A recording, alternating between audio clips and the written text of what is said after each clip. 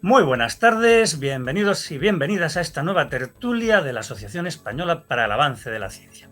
Nos reunimos otra vez en el marco de la exposición Ciencia Viva, que ha auspiciado la asociación y en la que se muestran trabajos de investigación originales publicados entre 1908 y 1936 por galardonados con el premio Nobel como Marie Curie, Albert Einstein, Max Planck, etc. Pero la tertulia de hoy es un poquito distinta, porque no vamos a hablar de galardonados ni galardonadas, sino de mujeres que deberían haber conseguido el premio Nobel y no lo obtuvieron. Y para ello contamos con ni más ni menos Susana Cristóbal, que es licenciada y doctora en bioquímica por la Universidad del País Vasco, catedrática de biomedicina en la Facultad de Medicina de la Universidad Linköping en Suecia, y su área de investigación es la toxiproteómica. Es miembro de AMIT, la Asociación de Mujeres Investigadoras y Tecnólogas, también de ACES, la Asociación de Científicos Españoles en Suecia. Contamos también con Belén Yélamos López, que es licenciada y doctora en Ciencias Químicas por la Universidad Complutense. Es profesora titular y vicedecana de Ordenación Académica, Bibliotecas y Divulgación de la Facultad de Ciencias Químicas de la Universidad Complutense. Bueno, entre otras muchas cosas, es coordinadora del proyecto Practica de la COSCE, que tiene como objeto y objetivo el fomento de la enseñanza de las ciencias a estudiantes de tercero y cuarto de la ESO y bachillerato. Y en tercer lugar, Jade Rivera Rossi, que es licenciada en periodismo, doctora en filosofía de la ciencia por la Universidad de Salamanca. Sus líneas de investigación son los estudios de ciencia, comunicación y género, y ha sido consultora del Fondo de Población de Naciones Unidas en México. Actualmente trabaja como Project Manager y Comunicación Científica en el Instituto de Química Médica del CSIC. Susana, Belén, Jade, sed muy bienvenidos. Y empezamos. Susana, si queremos hablar de mujeres que podrían haber recibido un premio Nobel, parece razonable que empecemos explicando cuál es el procedimiento para que, en este caso, una científica sea propuesta al Nobel de Física o de Química. Hola, buenos días. Pues sí, para hablar del premio y quién puede ganarlo, lo primero que tenemos que saber es qué se premia y por tanto saber si pueden ser galardonados. Si vamos al principio, a los estatutos, entonces vemos qué es lo que se premia. Se premia cada año al que en el año anterior ha conferido el mayor beneficio para la humanidad. Y si hablamos de las áreas que nos confieren ahora, la física, la química, la medicina, sería a quien ha hecho el mayor descubrimiento e invención, el mayor descubrimiento o mejora en física, en química, en medicina.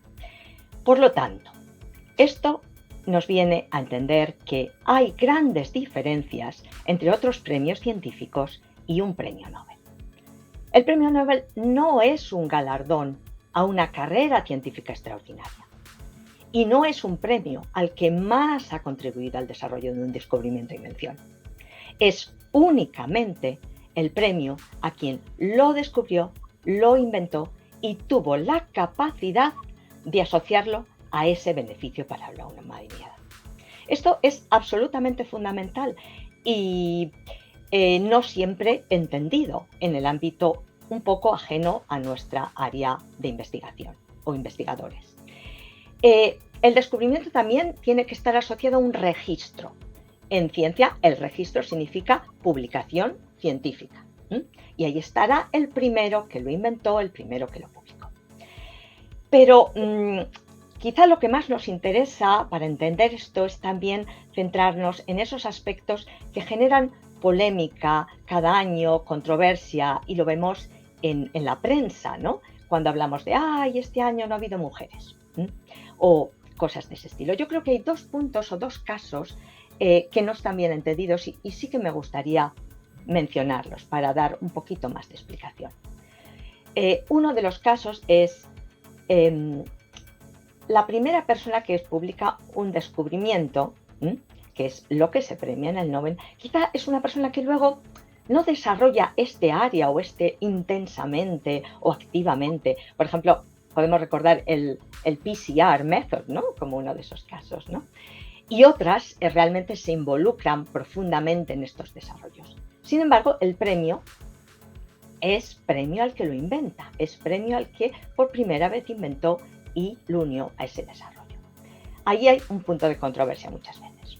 Otro segundo caso también quizá de interés sería una persona descubre una pieza de ese conocimiento, eh, pero no es el área que se premia, es una pieza que ayuda.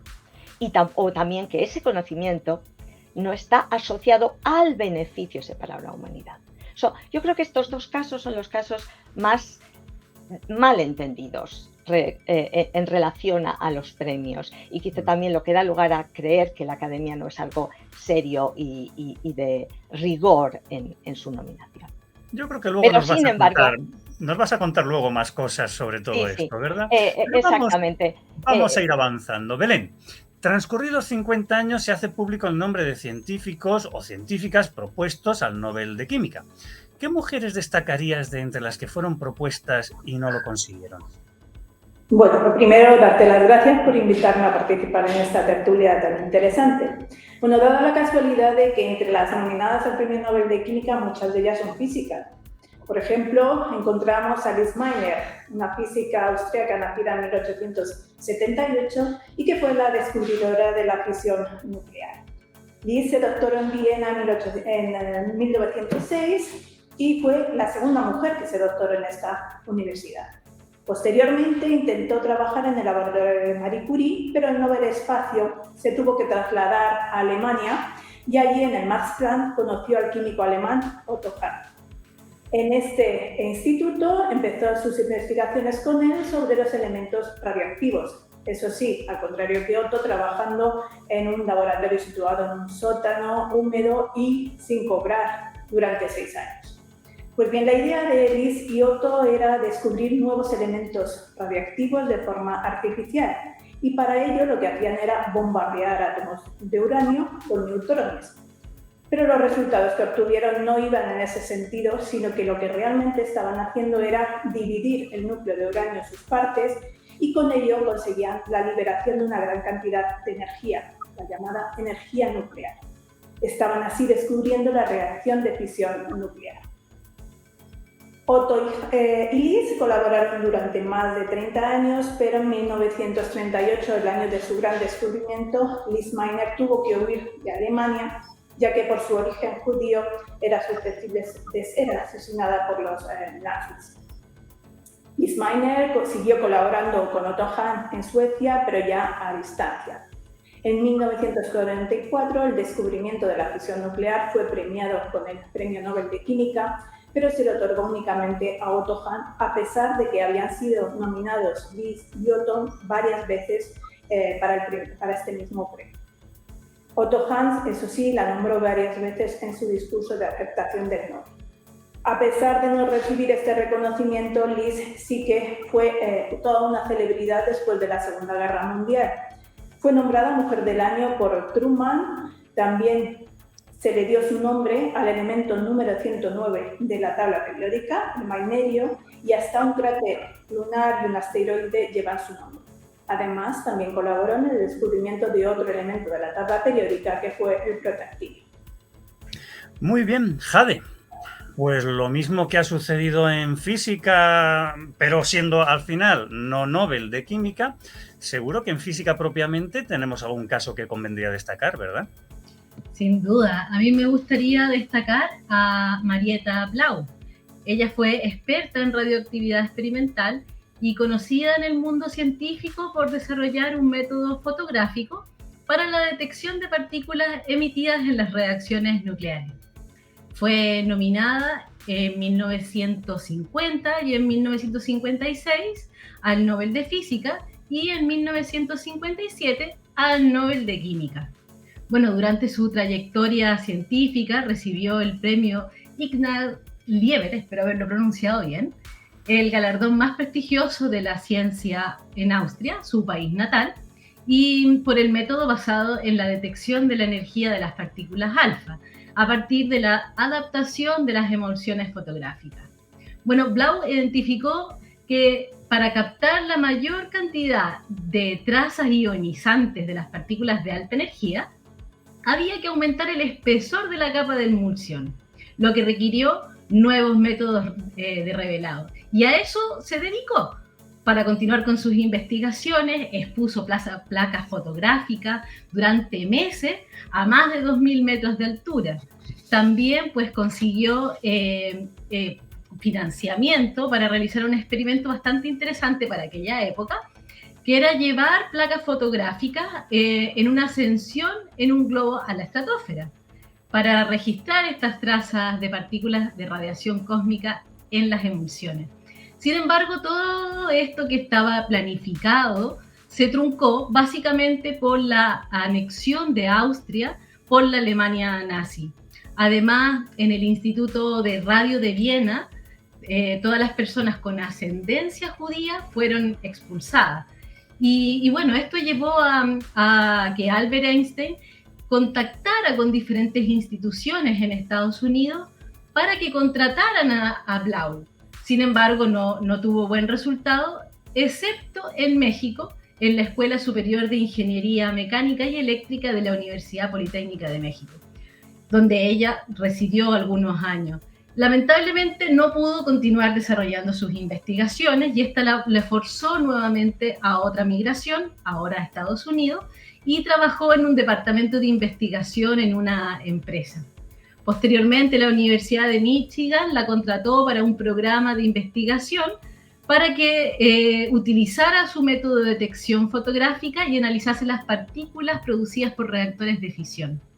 Bueno, en 1950 el Premio Nobel de Física se otorgó a Cecil Power por el perfeccionamiento de la técnica de emulsión fotográfica que Blau había desarrollado durante algunos años. Bueno, Marietta continuó trabajando, luego regresó a Europa y continuó trabajando en partículas experimentales en el CERN. El caso de Blau resulta bastante interesante porque su trabajo no fue reconocido o no fue tan reconocido en su país natal. La postularon como miembro correspondiente a la Academia Austriaca de Ciencias, pero no tuvo éxito. También el Instituto para la Investigación del Radio, donde ella trabajó durante muchos años, no retribuyó su trabajo, es decir, estuvo trabajando ad honorem. También jugó en su contra el ser judía y el haber emigrado, en este caso a Latinoamérica, lo que la alejó durante una década aproximadamente de los sitios donde se hacía ciencia. Susana, nos habíamos quedado ahí con ganas de saber más sobre todos estos procedimientos. Ya hemos visto el caso de científicas que fueron propuestas pero no consiguieron el premio Nobel, pero también supongo que se puede dar el caso de que se proponga a varones que consiguen los premios y no son propuestas investigadoras que se lo hubiesen merecido, que han compartido con estos varones responsabilidades, descubrimientos, y ellos sí, y ellas no fueron galardonados. Así es, y para eso vamos a repasar quizá cuál es el proceso de nominación a lo largo de un año y vamos a tratar de aprender de ello y usarlo estratégicamente. La Academia empieza este proceso un año antes y manda a una serie de personas el derecho a nominar. Estos son como unas 3.000 personas por área. ¿Y quiénes son los que tienen derecho a nominar? Estos son los miembros de la Asamblea del Comité Nobel, los miembros suecos de la Academia, pero también nosotras y nosotros, los catedráticos de las facultades asociadas a los premios. Por ejemplo, en mi caso, el premio de medicina, como catedrática de medicina. Y también mandan a catedráticos de al menos 6 facultades distintas de otros países. Así, se envían las nominaciones, el comité hace una preselección, lo manda a unos expertos para hacer informes muy exhaustivos y después el comité mandará a la asamblea una lista restringida sobre la que la asamblea decidirá unánimemente. Entonces, ¿qué puntos importantes tenemos en este proceso para trabajar? El punto número 1 y clave aquí es que los premiados serán seleccionados entre los nominados. No olvidemos, tenemos que nominar. Así que si hay científicas merecedoras pero no están nominados, no podemos hacer nada respecto a galardones en este caso. Otro punto importante, déjame terminar solo esto, es sí que puede haber algún pequeño cambio. Quiero decir, van a nominar no una persona, sino a un descubrimiento. El descubrimiento suele ser conjunto. Quiero decir, en el momento en los que los expertos elaboran el informe, pueden encontrarse que haya nombres que no sean ese primero o esa primera y eliminar algún nombre e incluir algún otro que sea esencial para ese área que van a premiar. O sea, sí que hay una pequeña posibilidad, pero aún así tenemos que tener en cuenta este proceso que es preciso y robusto y concienzudo, pero la nominación es el punto número 1 para entrar en ello. Perfecto, muy bien. Belén, entonces tú seguro que has detectado estudiando con la experiencia que tienes algún caso de investigadora en química que ha visto cómo sus compañeros sí fueron propuestos y galardonados y sin embargo ellas no, ¿verdad? Bueno, esto es un caso especial y a pesar de ser uno de los casos más conocidos, no puedo dejar de citar aquí el caso de la química británica Rosalind Franklin, que fue la primera en desvelar experimentalmente la estructura del ADN, que es la biomolécula encargada del almacenamiento de la información genética en las células. Bueno, Rosalind se doctoró en física y química en 1945 y lo hizo con un gran trabajo sobre las microestructuras de carbón y grafito. Estos conocimientos la permitieron, por ejemplo, ayudar a su país durante la Segunda Guerra Mundial al detectar cuáles serían las mejores variedades de carbón para utilizar en los filtros de las máscaras antigas. Rosalind trabajó en el King's College de Cambridge, donde confirmó la estructura del ADN. Y lo hizo, como no, en un laboratorio tan sótano, en el lúgubre, es decir, que nos suena algo esto. Bueno, pues para sus experimentos utilizaba la técnica de cristalografía de rayos X que aprendió durante su postdoctorado en París. El director de este centro, John Randall, decidió que como el ADN podía adoptar dos formas diferentes, la forma A y la forma B, en función del grado de hidratación de la molécula, pues que fueran dos equipos los que se encargaran de estudiar su estructura. La forma A fue para Rosalind, la forma B fue para otro investigador del centro, Maurice Wilkins, que se llevaba muy mal con Rosalind y además ni colaboraba, ni se intercambiaban resultados, ni nada de nada. Bueno, pues los resultados preliminares eran bastante confusos y mientras que Wilkins apoyaba la estructura helicoidal del ADN, Rosalind no. Pero al cabo de unos 3 años de experimentos, de revisar resultados, llegó a la conclusión de que sí, la estructura del ADN era helicoidal. Bueno, pues para complicarlo todo más, a estos dos equipos se le une el tercero formado por Watson y Crick, que trabajaban en el Instituto Cavendish, también en Cambridge. Rosalind estaba muy cansada del mal ambiente que vivía ahí en el King's College y decidió trasladarse al Birkbeck College. En ese momento, el director del centro y Wilkins decidieron que, como ya no era del centro, todos los resultados eran de su propiedad y se los mostraron a Watson y Crick. Bueno, pues entre estos resultados está la famosa fotografía número 51, que era la clave para que estos dos científicos publicaran su modelo de la doble hélice de ADN. Este descubrimiento recibió el premio Nobel no de química, pero sí el de fisiología y medicina en 1962 y fue otorgado a Watson y Wilkins. Es verdad que Rosalind había muerto unos años antes víctima de un cáncer de ovario, por lo que no podemos saber si hubiera estado en la terna de este premio Nobel.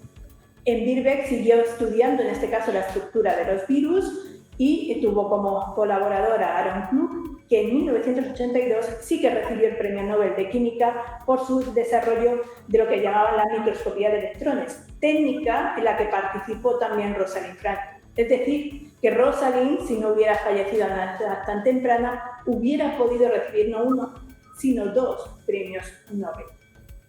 Este investigador, al contrario que Watson, Crick y Wilkins, sí se acordó de ella en su discurso de agradecimiento al premio Nobel. Y estas son sus palabras. Fue Rosalind Franklin quien me introdujo en el estudio de los virus y quien me mostró las técnicas de cristalografía. Y fue Rosalind Franklin la que me enseñó a solucionar grandes problemas. Y si no hubiera fallecido trágicamente a una edad tan temprana, ella tendría que haber sido la que estuviera en este momento aquí pronunciando este discurso. Fascinante. Jade, pues seguro que en física tendremos algún caso parecido, ¿no? Tenemos un caso parecido. De hecho, me gustaría destacar el trabajo de la física experimental Chien Jong-woo, nominada al Nobel de Física entre los años 1958 y 1970 en 11 oportunidades. La doctora Wu inventó el experimento que permitió comprobar una importante propiedad de la fuerza nuclear débil, responsable de fenómenos naturales como la desintegración radioactiva. Les voy a explicar brevemente en qué consistió su legado científico. De acuerdo con la ley de la conservación de la paridad, los átomos radioactivos decaían de forma simétrica hasta que se descubrió una nueva partícula, que se le llamó mesón K, que no se regía bajo estas reglas. Nadie hasta 1956 había observado esta extraña partícula, hasta que lo hizo la doctora Wu. Con un potente imán observó que los electrones de los átomos se separaban asimétricamente y con esta observación refutó la ley de conservación de la paridad. El Nobel de Física, sin embargo, fue concedido a Li y Yang, quienes publicaron en junio de 1956 un breve artículo en la revista Physical Review sobre la conservación de la paridad en la interacción débil, en la que sugerían además una lista detallada de experimentos que podrían determinar si existía o no dicha violación. Una de las pruebas propuestas se basaba en la desintegración beta y la persona idónea para hacer este experimento fue la doctora Wu, quien lo llevó a cabo y cuyos resultados fueron publicados en 2 artículos en la misma revista en el año 1957. En este caso, el premio se lo llevaron por desarrollarlo a nivel teórico, por el desarrollo teórico. Sin embargo, el experimento fue el que cambió la práctica de la física para siempre. Bueno, años más tarde, de hecho, el propio Li declaró que la doctora Wu era una de las gigantes de la física y que en el campo de la desintegración beta no había nadie como ella. Wu continuó trabajando haciendo física nuclear, física de la materia condensada e incluso en biología, donde investigó la enfermedad de células falciformes. Bueno, si bien no ganó el Nobel, tuvo una trayectoria científica extraordinaria. Fue la primera mujer elegida en la Sociedad Estadounidense de Física, ganó la Medalla Nacional de la Ciencia y pese a que había muchas restricciones en las universidades en aquella época, porque eran muy reacias a contratar mujeres judías o asiáticas incluso, fue la primera mujer en ser contratada en la Universidad de Princeton como profesora. Por último, pues me gustaría compartir una anécdota que le sucedió, que mientras la estaban entrevistando para el proyecto Manhattan, este proyecto de alto secreto, supo en qué estaban trabajando solo con ver unas fórmulas que estaban en una pizarra y que se les había olvidado borrar. Y bueno, nada, comentarles que su contribución en este proyecto fue básicamente el enriquecimiento del uranio y conseguir que los isótopos necesarios para alimentar la bomba atómica. Susana, pues volvemos a lo estructural. Se habrán dado casos, supongo, también de científicas, de investigadoras que teniendo una trayectoria extraordinaria, pues quizá nadie se ocupó y nadie se acordó de proponerlas y por tanto, pues claro, no pudieron conseguir el premio Nobel. Pues así es, hablamos exactamente de eso, de distinguir primero entre altísimo nivel y luego que sean nominados para un premio. Y, por tanto, visibilidad de estas personas y visibilidad de estas científicas. Aquí podemos hacer algo, yo creo, pero hay una dificultad. Si os hablaba antes de nosotros, las personas que tenemos derecho a nominar, y que lo podemos hacer cada año, yo os sugiero que vosotros científicos penséis cada uno en vuestra área de investigación y penséis con estos conceptos de qué se premia si tenéis realmente en la cabeza un candidato. Y esto es muy importante porque nosotros tenemos esta oportunidad cada año, pero lógicamente somos expertos.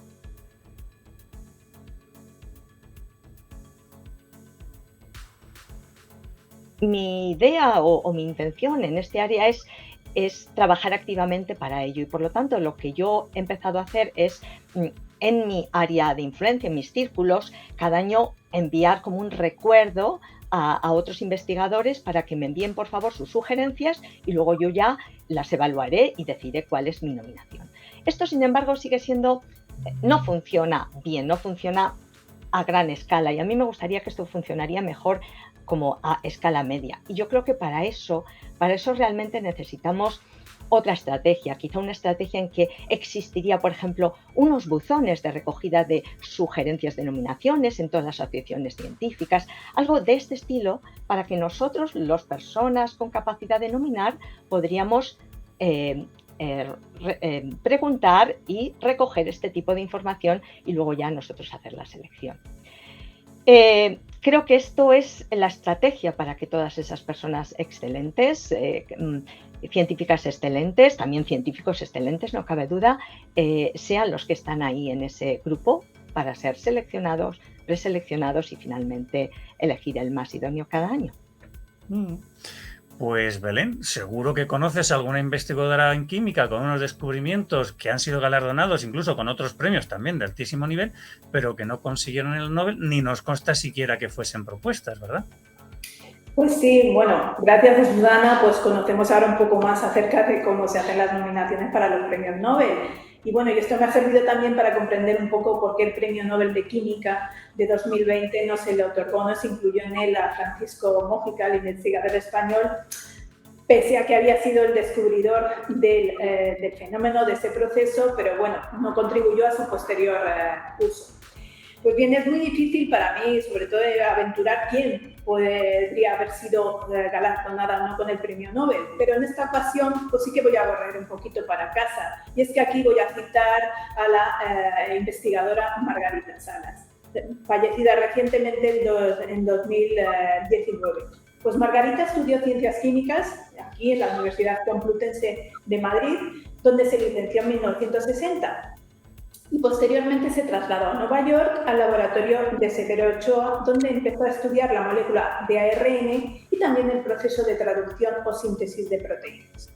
Cuando regresó a España, cambió de línea de investigación y comenzó a investigar en el fago Phi29, una línea de investigación que ha dado excelentes resultados tanto desde el punto de vista básico, de la investigación básica, como en la aplicada, porque la patente sobre la polimerasa de este bacteriófago pues ha dado numerosos retornos tanto al laboratorio de Margarita Salas como al Consejo Superior de Investigaciones Científicas. Es por este gran impacto tanto en el campo de la biología molecular, área de la que fue pionera aquí en España Margarita Salas, como en la sociedad, por lo que considero que este descubrimiento o este estudio de la polimerasa la podrían haber hecho una firme candidata. Bueno, aún así, pues Margarita ha obtenido numerosos reconocimientos. Por ejemplo, fue la primera mujer que ingresó en la Real Academia de las Ciencias Exactas, Físicas y Naturales, la primera científica que ocupó un sillón en la Real Academia Española de la Lengua y también fue miembro de la Academia de Ciencias de Estados Unidos. Quiero finalizar aquí mi intervención pues citando a la bioquímica húngara Katalin Karikó, que muy posiblemente, y aquí creo que juego con ventaja, creo que será galardonada en los próximos, un futuro muy próximo con el premio Nobel. Pues Katalin Karikó ha estudiado el ARN mensajero no inmunogénico modificado. Trabaja como profesora adjunta en la Universidad de Pensilvania y además es vicepresidenta de la empresa BioNTech RNA Pharmaceuticals. Creo que esta empresa nos debe sonar porque sí, es una de las creadoras de las vacunas contra el SARS-CoV-2, la que permite que gracias a la utilización de ese RNA mensajero nuestro sistema inmune se enfrente a la infección de este virus. Karikó ya ha recibido tan numerosos galardones como, por ejemplo, recientemente en 2021 recibió el premio Princesa de Asturias de Investigación Científica y Técnica y hace un par de semanas recibió el premio de la Fundación BBVA de Fronteras del Conocimiento junto a otros investigadores. Es por ello que la repercusión de todas sus investigaciones la hace una firme candidata al premio Nobel. Bueno, Jade, pues supongo que nos vas a traer a la tertulia algún caso parecido en física, ¿verdad? Bueno, en mi caso no he logrado barrer para la casa, no he conseguido mencionar a una española, pero les traigo a una estadounidense, a una afroamericana, Katherine Johnson, física y matemática, y que se graduó a los 18 años de la universidad, justo en el periodo de la Gran Depresión, por lo que le costó mucho conseguir trabajo. Se dedicó a dar clases en institutos hasta que en 1950, en la década de 1950 en realidad, la NASA empezó a aceptar mujeres calculadoras afroamericanas o afrodescendientes. Katherine se presentó y obtuvo el trabajo como era de esperar. Katherine Johnson era extraordinaria en el cálculo de ecuaciones de geometría y fueron clave para calcular las trayectorias de los vuelos. Trabajó en la misión tripulada Mercury en 1961 y calculó con éxito la ventana de lanzamiento. Bueno, se convirtió así en una autoridad del cálculo de trayectoria y fue una de las principales integrantes del equipo que calculó la primera misión tripulada a la Luna en 1969. También estuvo a cargo de comprobar los cálculos que realizaban las nuevas computadoras mecánicas que había adquirido la NASA. Y bueno, y por estos cálculos, la misión Apolo fue un éxito. A lo largo de sus 33 años de servicio, Katherine Johnson trabajó en muchos proyectos importantes de la NASA, como por ejemplo la lanzadera espacial, los planes para una misión en Marte, así como escribir el primer manual sobre viajes espaciales. También obtuvo reconocimientos, ganó algunos premios de la NASA, por ejemplo el programa Lunar Orbiter o el premio por logros espaciales. Recibió un doctorado honoris causa en Derecho en la Universidad Estatal de Nueva York. Fue nombrada Matemática del Año en 1997 y recibió por Barack Obama la Medalla Presidencial de la Libertad a los 97 años. Bueno, habéis hecho un esfuerzo de síntesis tremendo, resumiendo en poco más de 2 minutos unos temas y unas contribuciones extraordinarias de unas mujeres muy destacadas. Pero tenemos que terminar. Vamos a cambiar entonces el orden y vais a intervenir en el orden inverso al que hemos estado usando hasta ahora, de modo que le toca otra vez a Jade y le preguntamos. Jade, ¿nos hemos dejado algún tema que quieras completar antes de despedirnos?